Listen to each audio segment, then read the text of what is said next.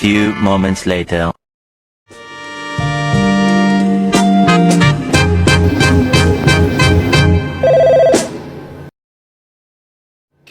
Nah, pada bagian pertama yaitu ada letak geografisnya.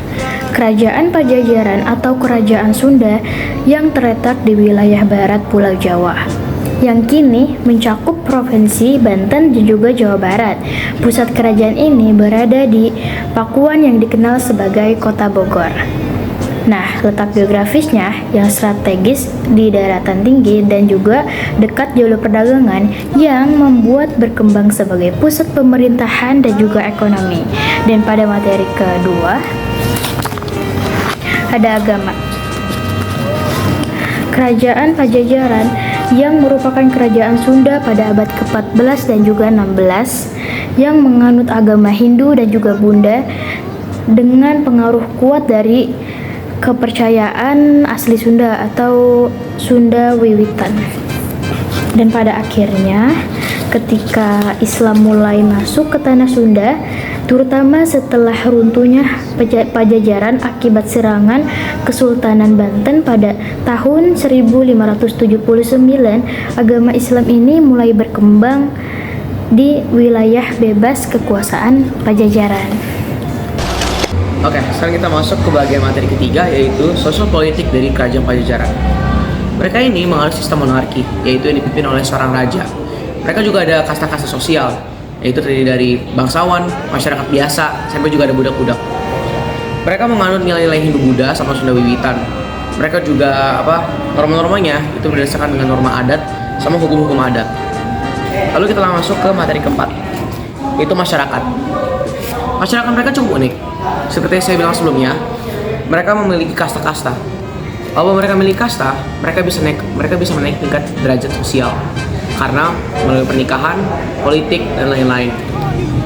Mereka ini kalau misalnya tinggal di desa atau ini seperti desa ataupun dusun, dipimpin oleh seorang kepala adatnya yang dinamakan oleh Rama atau Kokolot.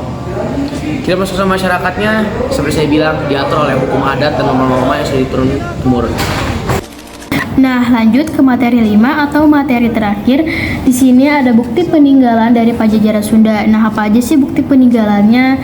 Nah, di sini yang pertama ada prasasti batu tulis yang dibuat pada tahun 1533 Masehi oleh Prabu Surawisesa yang merupakan penerus kerajaan Pajajaran pada tahun 1521 sampai 1535.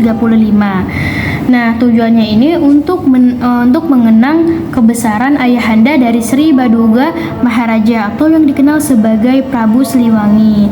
Nah, yang kedua itu ada Taman Perburuan atau Kebun Raya Bogor. Nah, ini adalah salah satu peninggalan yang masih bisa dikunjungi oleh para pengunjung atau yang masih aktif dikunjungi para pengunjung. Nah, taman ini itu dulunya merupakan bagian dari hutan Siamida yang ada ketika Prabu Siliwangi masih menjadi raja. Nah, yang ketiga yaitu ada prasasti Kawali yang ditemukan di kawasan Kabuyutan Kawali atau Kabupaten Ciawi atau Kabupaten Ciamis, yang berisi suatu harapan dari orang-orang yang mendiami daerah Kawali karena kesejahteraan mereka. Jadi mereka menulis harapan-harapan mereka itu di batu prasasti Kawali. Nah, gimana penjelasannya tadi? Menarik bukan? Tentu dong, semoga kalian semua bisa dapat ilmu baru mengenai Kerajaan Pajajaran Sunda. Oke, kami dari kelompok 2, sekian dari kami. Wassalamualaikum warahmatullahi wabarakatuh.